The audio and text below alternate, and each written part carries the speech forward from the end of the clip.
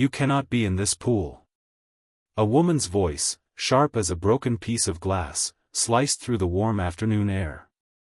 I looked up, dripping wet, to see a woman with a perfectly coiffed blonde bob and a scowl that could curdle milk. Her floral-patterned swimsuit seemed to hum with indignation. This is a private community pool, and you, young lady, are clearly not a resident.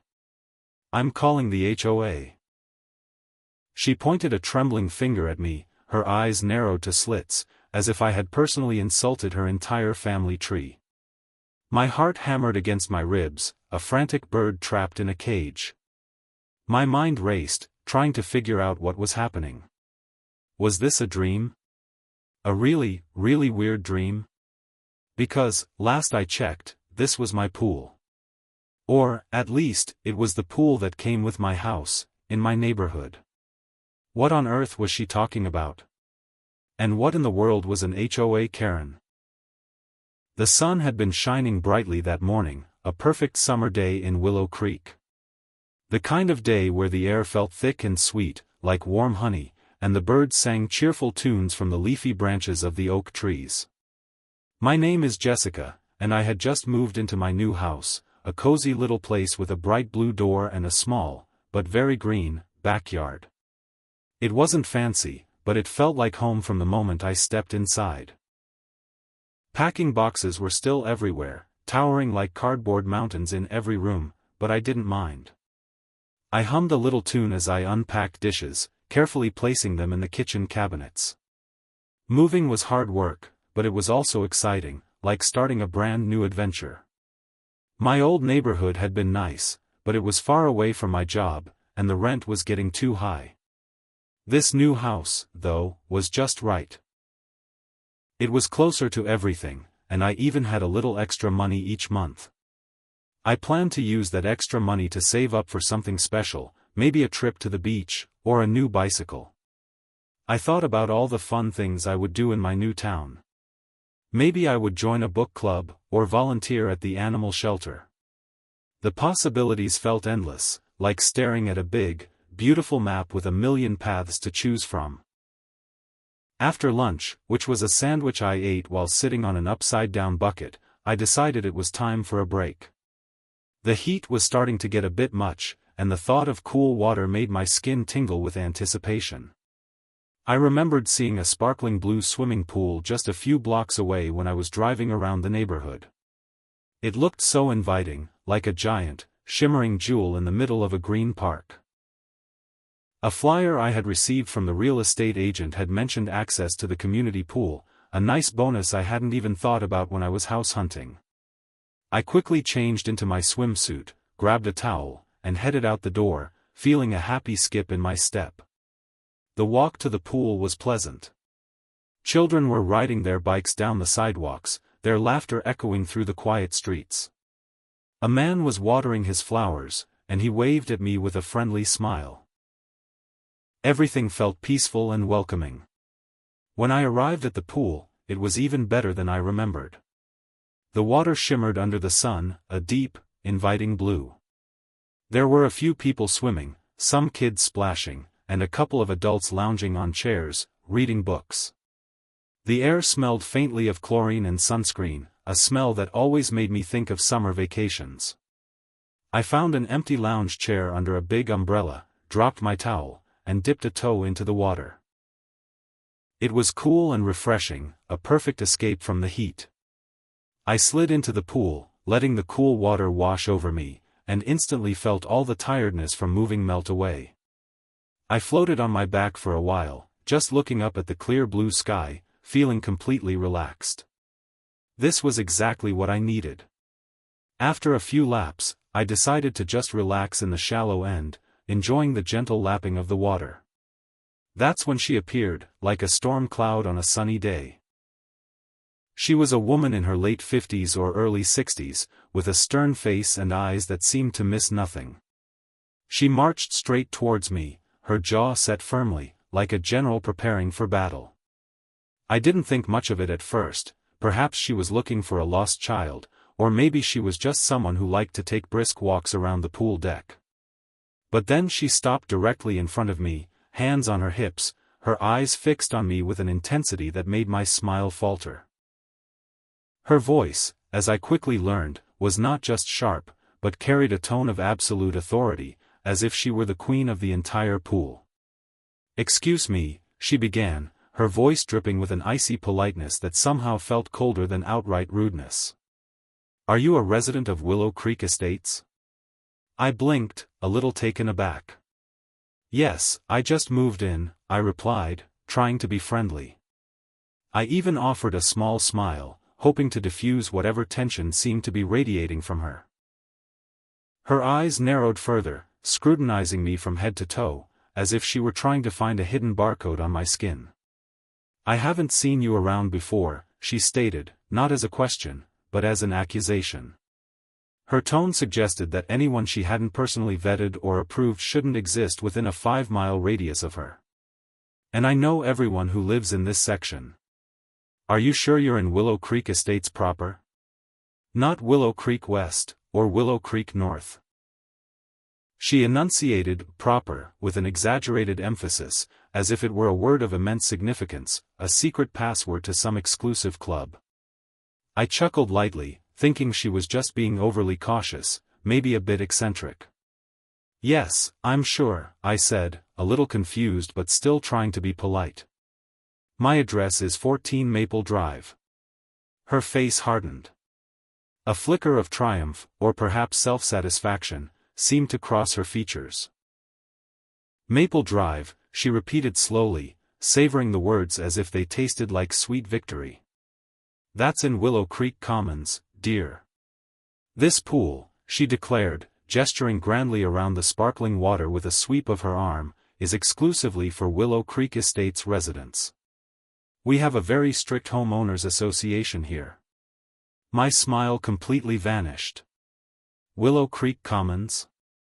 Willow Creek Estates? I had no idea what she was talking about. My real estate agent had just said Willow Creek, and the pool flyer had simply said community pool. A knot of dread began to form in my stomach.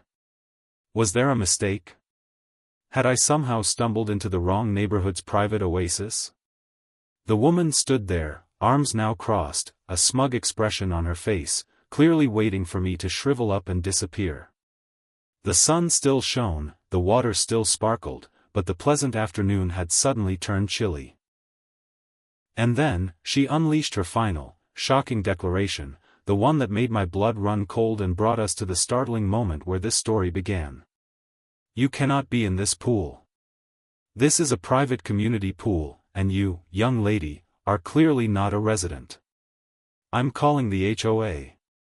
Her words hung in the air, heavier than the humidity, and the other swimmers, who had been oblivious moments before, now turned their heads, their quiet conversations dying down. All eyes were suddenly on me, and I felt a hot flush creep up my neck. It was like being on a stage, but without knowing any of my lines. My mind, which had been racing a moment ago, now felt completely blank, like a chalkboard wiped clean. The woman, who I now mentally dubbed HOA Karen, stood there, arms still crossed, a triumphant smirk playing on her lips. She seemed to bask in the sudden attention, as if she were the hero of a dramatic play and I, the villain. A little boy, no older than 6, who had been happily splashing at the edge of the pool, pointed a small, chubby finger at us. "Mommy, what's happening?" he asked in a loud whisper that carried across the water. His mother quickly shushed him, pulling him closer. The whole scene felt surreal, like a weird dream where you're suddenly in trouble for something you don't understand.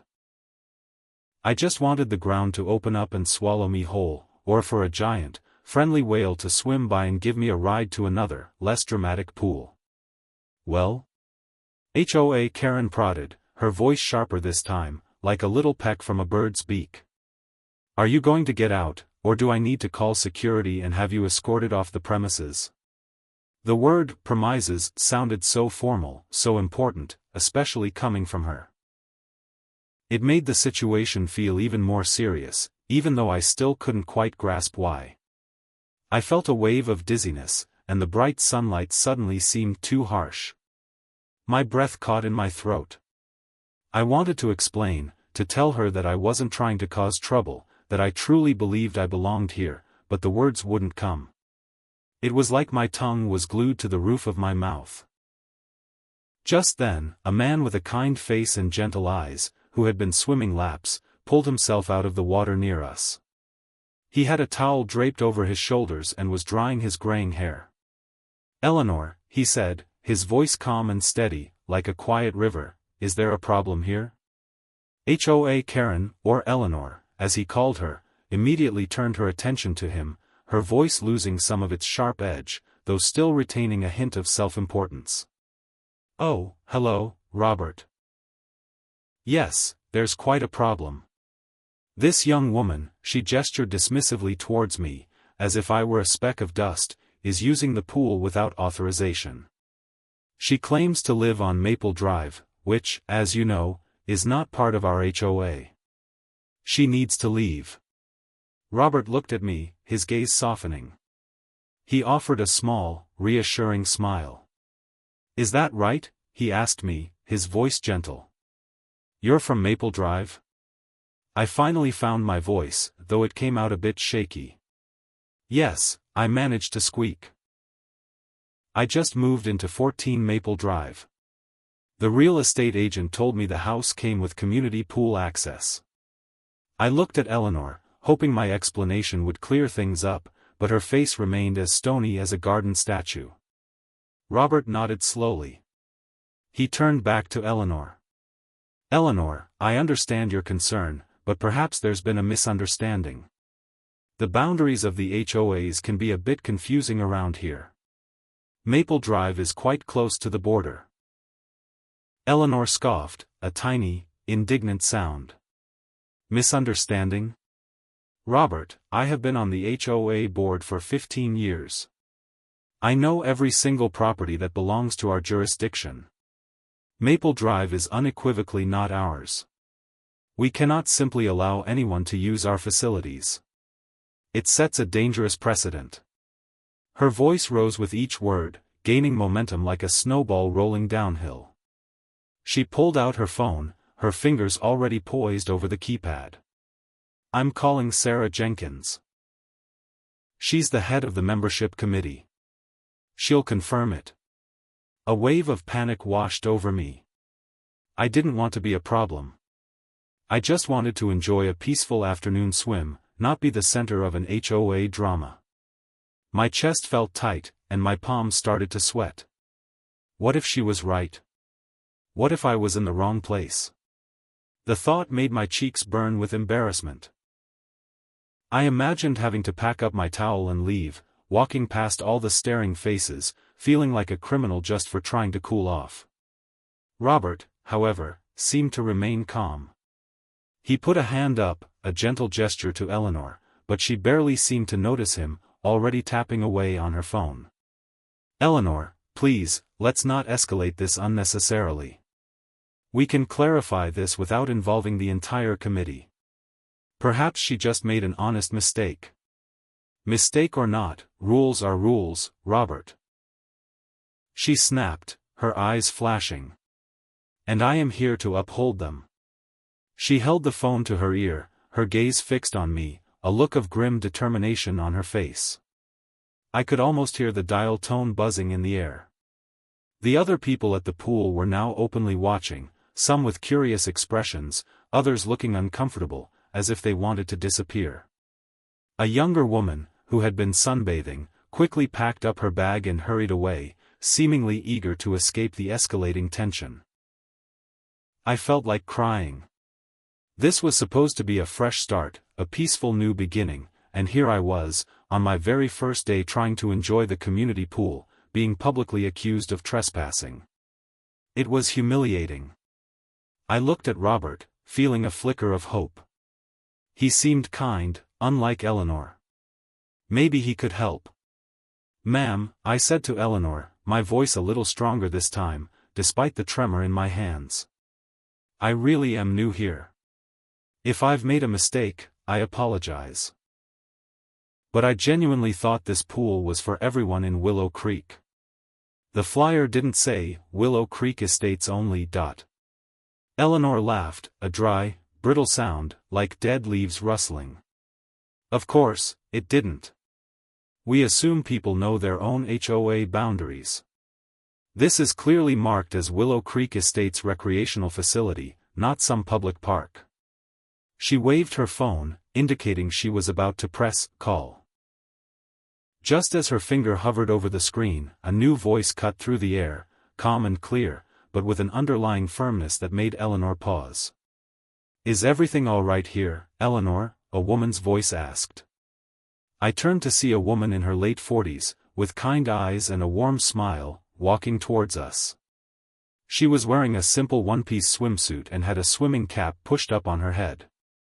She looked friendly, like someone who baked cookies for her neighbors. Eleanor, however, visibly stiffened. It was clear from Eleanor's sudden rigidity that this newcomer was someone she respected, or at least, someone she couldn't easily dismiss. The air seemed to hold its breath, waiting for what would happen next. Eleanor's stiff posture relaxed slightly, though her eyes still held a guarded glint. "Oh, Karen," she said, her tone a little less sharp than before, but still retaining a hint of annoyance, just in time. "We have a situation here. This young woman, who says her name is Jessica, is attempting to use our pool, but she's from Maple Drive. You know, Willow Creek Commons." She emphasized "commons" again, as if it were a dirty word. The newcomer, Karen, looked at me, her kind eyes assessing the situation. She had a calm presence, like a still lake on a quiet morning. "Maple Drive, you say?" she asked, her voice thoughtful. She didn't sound accusatory, just curious. This was a welcome change after Eleanor's relentless badgering. I nodded, feeling a tiny spark of hope. "Yes," I confirmed, "number 14.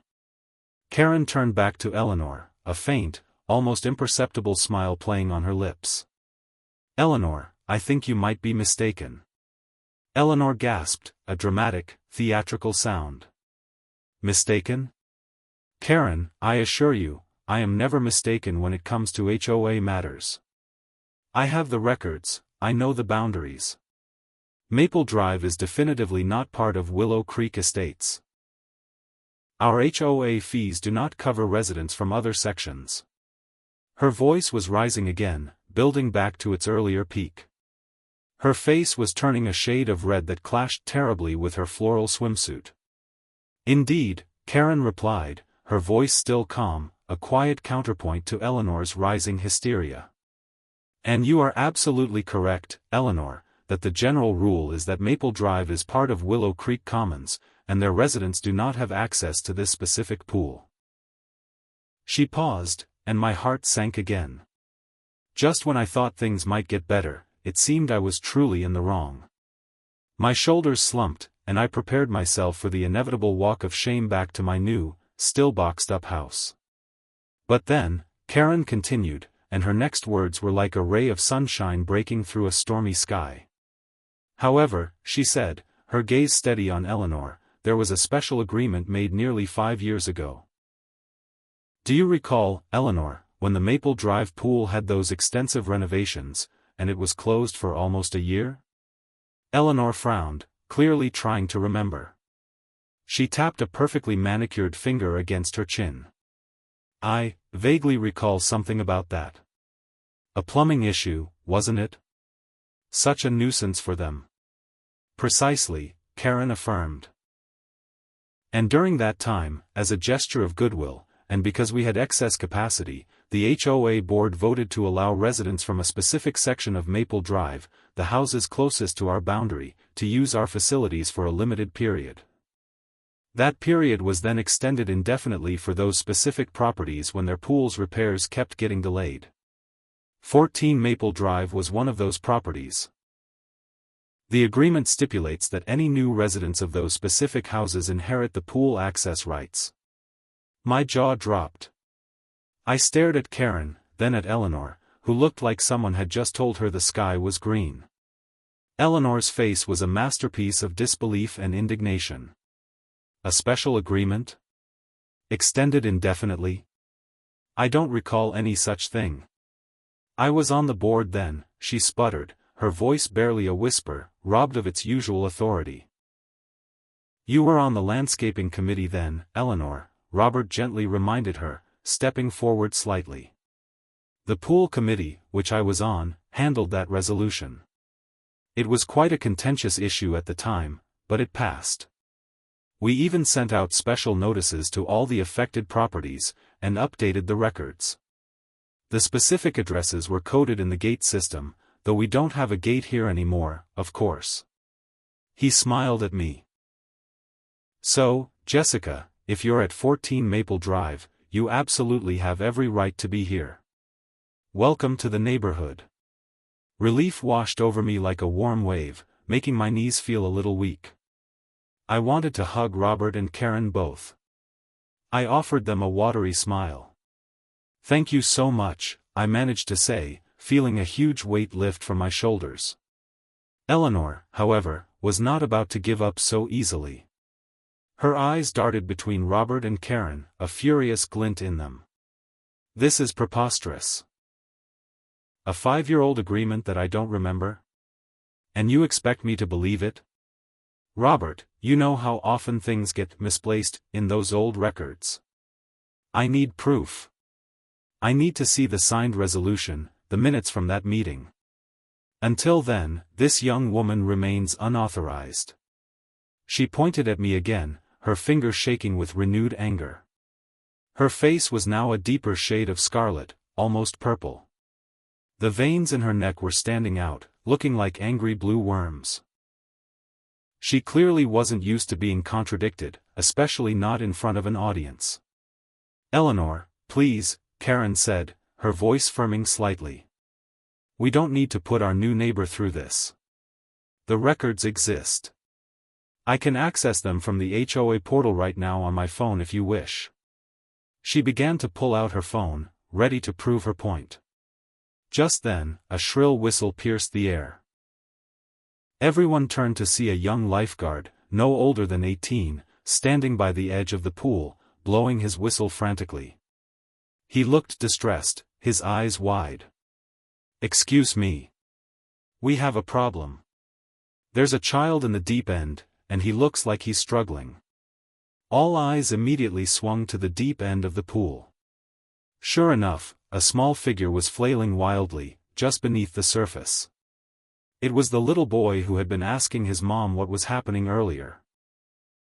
His mother, who had been chatting with another adult, suddenly looked up, her face draining of color as she realized what was happening.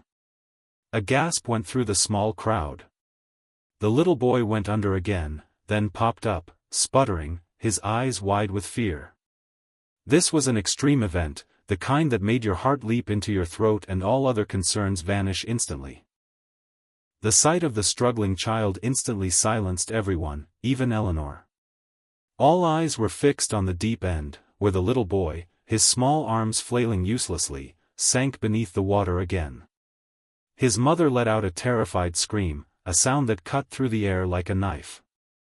Without a second thought, Robert, the kind man who had tried to help me, launched himself into the pool.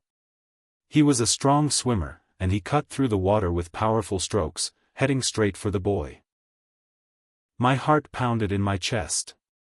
It felt like time had slowed down, each second stretching out into an eternity. I watched as Robert reached the boy, pulling him up from under the surface. The child coughed and sputtered, gasping for air, a terrifying sound that echoed around the silent pool deck.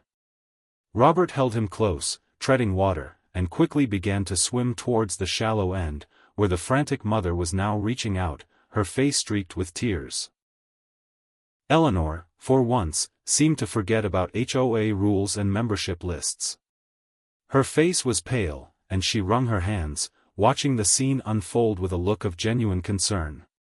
Even the young lifeguard, who had blown the whistle, looked stunned, his training seeming to desert him in the face of real danger.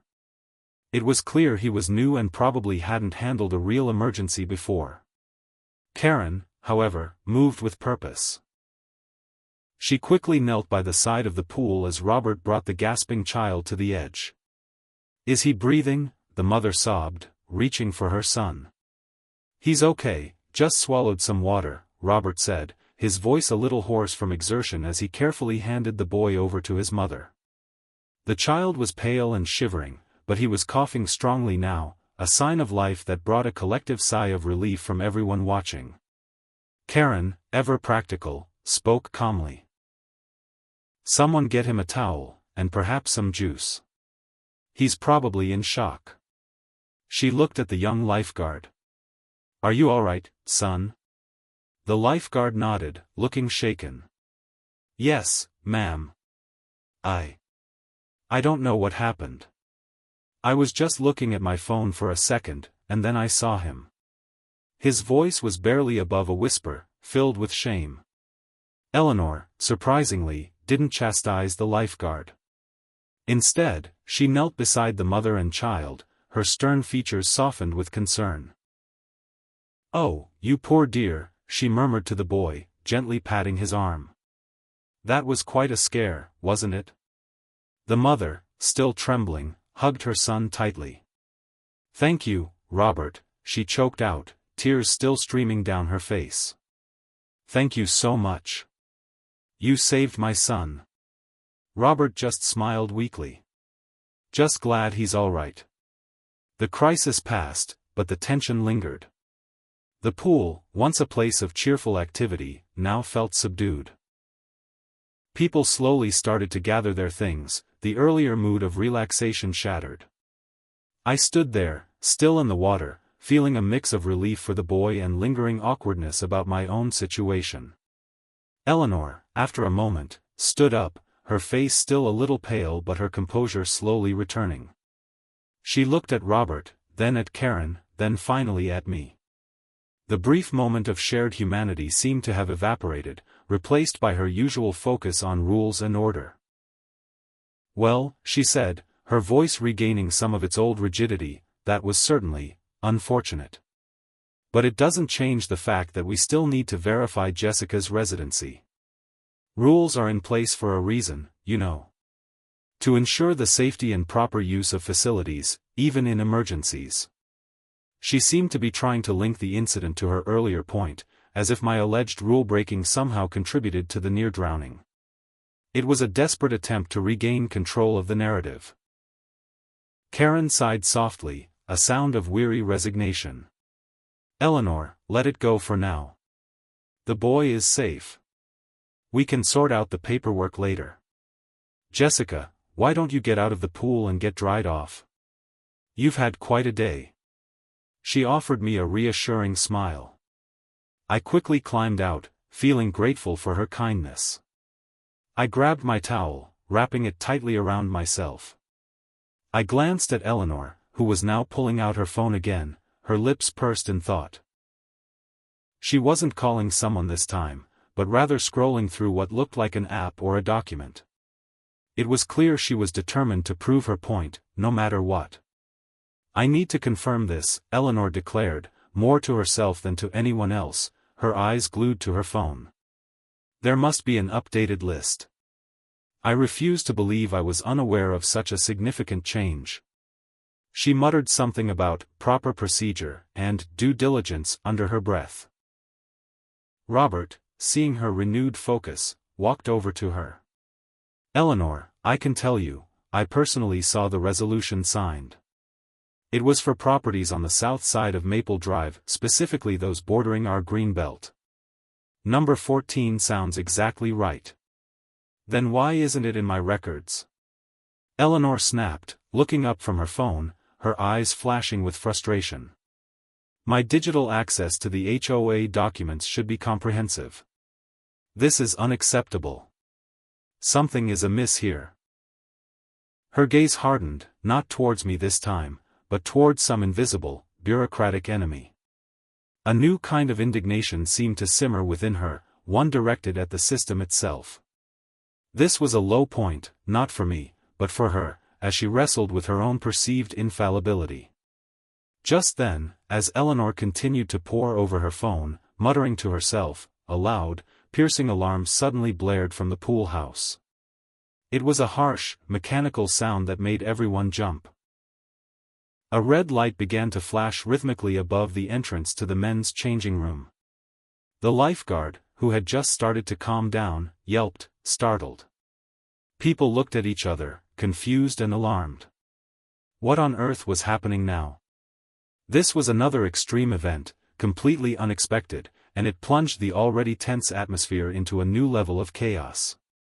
The piercing alarm from the pool house was deafening, a harsh, urgent shriek that made everyone wince and cover their ears. The flashing red light cast an ominous glow, painting the faces of the remaining poolgoers in an unsettling crimson. Panic rippled through the small crowd. What could possibly be happening now? Was it a fire? A gas leak? The lifeguard, looking even more rattled than before, finally snapped out of his daze. He ran towards the pool house entrance, fumbling with a large, old-fashioned key on a ring. Eleanor, still clutching her phone, looked up, her expression a mix of bewilderment and indignation. "What on earth is that infernal noise?" she demanded, as if the alarm itself had personally offended her. Robert and Karen exchanged worried glances, and even the recently saved little boy, who had been quietly sniffling, looked up with wide, frightened eyes. The lifeguard finally managed to unlock the pool house door and push it open. A gust of thick, acrid smoke immediately billowed out, swirling around him. It smelled like burning plastic and something else, something metallic and sharp. It's coming from the pump room," he yelled over the blare of the alarm, his voice strained with panic. "The main filter pump. It looks like it's on fire." A collective gasp went through the small group. Fire. At the pool house. This was far more serious than a mistaken resident or a child who swallowed too much water. This was a real emergency. People started moving, a wave of hurried footsteps heading towards the exits. Some were pulling children out of the water, others grabbing towels and bags, their earlier calm replaced by a desperate urgency. "Everyone, calmly but quickly, evacuate the area," Robert shouted, his voice ringing with authority. He began ushering people towards the main gate, his earlier gentle demeanor replaced by a no-nonsense command. "Lifeguard, have you called 911? The young lifeguard looked bewildered. "No, sir. I just opened the door." "Call them now," Robert ordered, his voice sharp. "Tell them there's a fire in the pool house pump room." Karen, ever the calm presence, was already helping a mother gather her scattered belongings. "Eleanor," she said, her voice clear despite the din, "we need to make sure everyone gets out safely. Forget the records for a moment." Eleanor, surprisingly, seemed to snap into action. The immediate danger seemed to cut through her usual bureaucratic focus. Her face was still pale from the earlier incident with the boy, but now it was etched with a grim determination. "Yes, of course," she muttered, and began to wave her arms, guiding people, her voice, though still tinged with alarm, now projecting an unexpected sense of command. "Move along, everyone. No dawdling. Children first." I, too, felt a surge of adrenaline. The smell of smoke was getting stronger, burning my nose and throat. I quickly grabbed my bag and headed towards the gate, making sure to keep an eye on the little boy and his mother, who were just ahead of me. As I walked, I saw Eleanor, for the first time, truly helping someone. A confused elderly man was struggling to find his sandals, and she patiently helped him locate them, even bending down to tie one for him. It was a small act of kindness that, in the midst of the chaos, stood out. The fire alarm continued to shriek, a relentless sound that hammered at my ears. From inside the pump room, a faint crackling sound could be heard, growing louder, accompanied by the distinct smell of burning electrical wires. It was clear this wasn't just a small fire, it was escalating quickly. The lifeguard, still looking shaky, was now frantically talking into his phone, presumably to the emergency services. Outside the pool gate, a small crowd of people had gathered, watching the pool house with nervous expressions. The red light continued to flash, painting the scene with an eerie, urgent glow. Sirens could be heard in the distance, faint at first, then growing steadily louder, a hopeful sound that promised help was on the way. Eleanor, having made sure the last person was out, emerged from the gate, her face grim. She looked exhausted, but also, surprisingly, a little proud. She dusted off her hands, and then, almost instinctively, she pulled out her phone again. But this time, it wasn't to call about HOA rules. She began typing furiously, her brow furrowed in concentration. Was she calling emergency contacts? Alerting the entire HOA about the fire? Robert joined her, putting a hand on her shoulder. Good job, Eleanor. You handled that well. She nodded, a rare moment of humility in her expression. It's protocol, she mumbled, but her voice lacked its usual self-importance. We have to ensure all residents are accounted for. And I need to inform the board immediately about the damage. This will be a significant expense. Just as she finished speaking, a fire truck, its sirens blaring and lights flashing, roared around the corner and screeched to a halt outside the pool gate. 2 more trucks followed closely behind.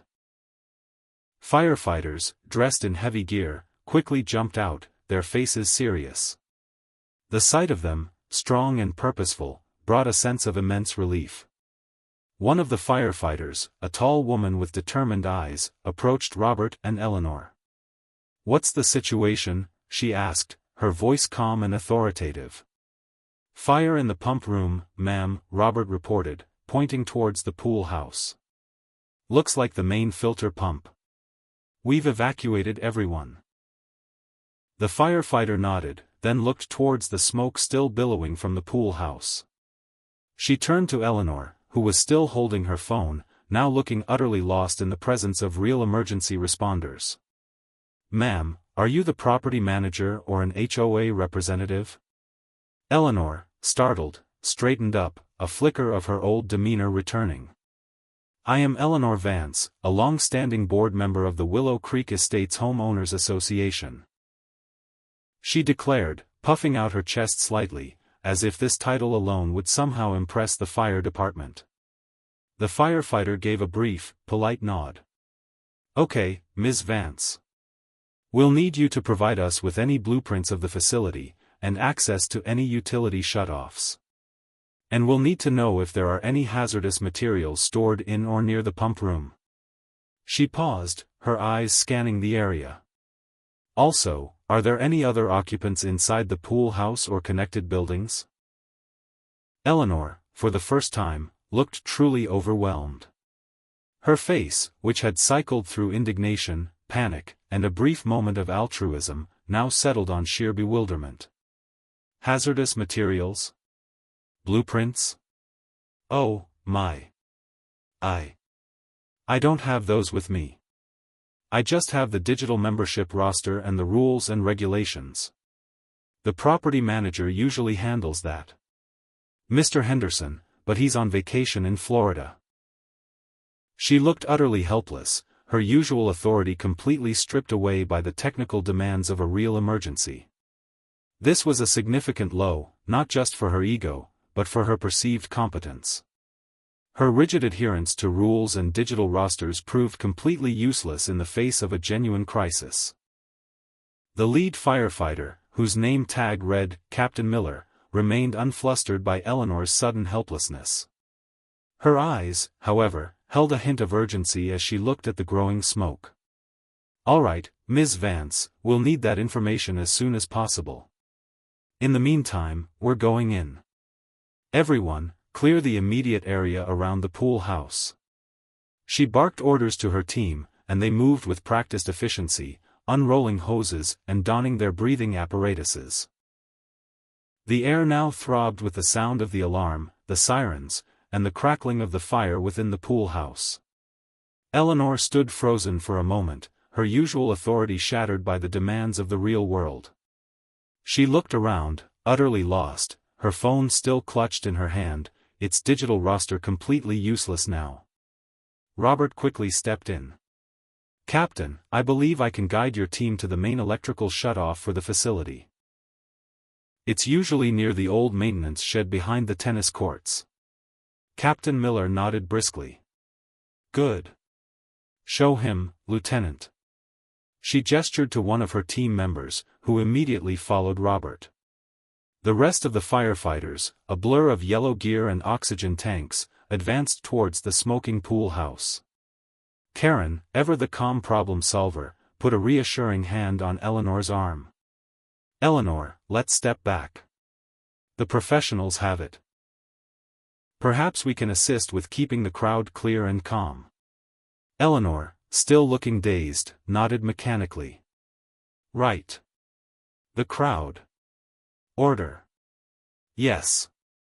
She seemed to be clinging to the familiar concepts of order and rules, even as the world around her was quite literally burning. I watched, mesmerized and a little terrified, as the firefighters entered the smoke-filled pool house. The red light continued to flash, and the alarm wailed, but now it was joined by the hiss of water from the hoses being prepared.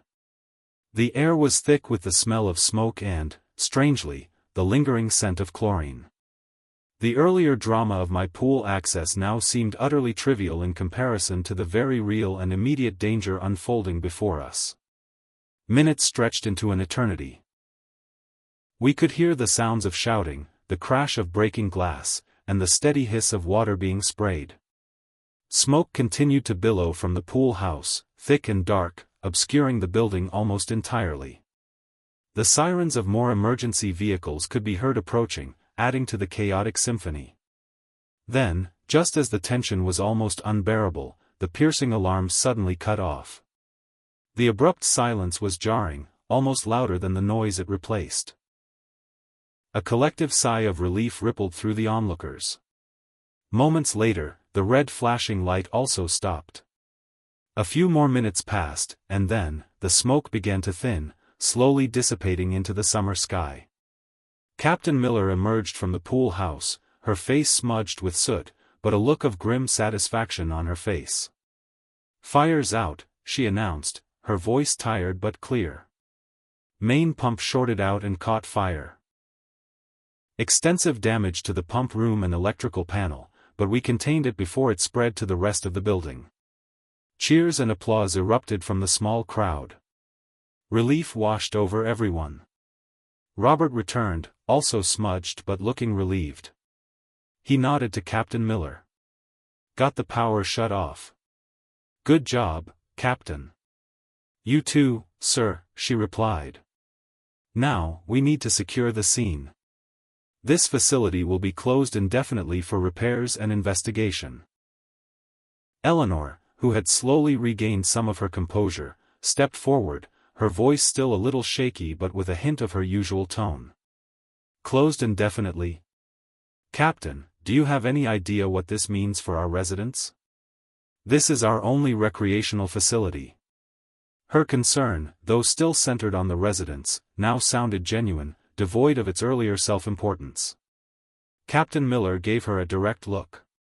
"Ms. Vance, a fire is a serious incident. There's significant electrical damage. It will need a full assessment and proper repairs before anyone can safely use this building or pool again. That will take time." As Captain Miller continued to explain the process, Eleanor's face fell. The full weight of the situation seemed to descend upon her. No pool access. Long repairs. Disgruntled residents. This was a nightmare for an HOA board member. Suddenly, Eleanor's phone, which she had been holding loosely, vibrated with a loud notification sound.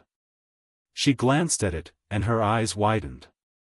A strange expression, a mix of disbelief and something akin to dawning horror, spread across her face.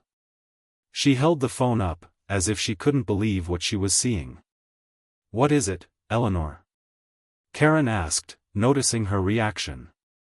It's an email," Eleanor stammered, her voice barely a whisper. "From the HOA accounting department. An urgent notice." She tapped the screen, squinting at the words. "It says, It says there's been a massive discrepancy discovered in the HOA's recreational funds. A huge amount of money missing. And it points to historical mismanagement and unauthorized expenditures dating back several years, specifically related to pool maintenance and facility upgrades. Her voice trailed off, her eyes wide with shock. Robert and Karen exchanged a look of profound concern. This was far worse than a pool fire. This was an extreme event of a different kind, one that threatened the very foundation of the HOA. Missing funds? Robert repeated, his brow furrowed. But we just approved the budget last month. Everything seemed in order. Eleanor shook her head slowly, her face paling further. No, this is older. It's talking about funds allocated for major repairs that never fully happened.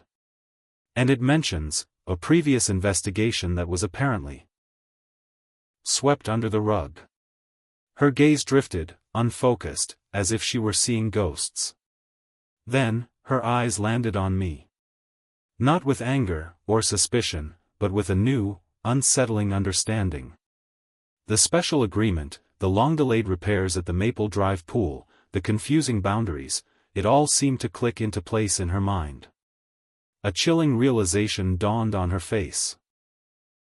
If funds for pool maintenance were missing, and if an agreement was made because another pool wasn't maintained, then it implied a much larger, darker secret within the HOA's past. Her mouth opened and closed, but no words came out.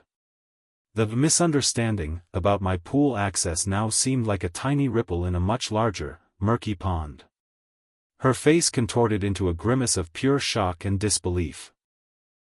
She, the staunch upholder of HOA rules, was suddenly faced with the possibility that the very organization she so passionately defended was built on a foundation of lies and financial misdeeds. The pool fire, the near drowning, my presence, it all paled in comparison to the staggering revelation that had just landed in her hands. The wild ending had arrived, leaving us all wondering, just how deep did this rabbit hole go?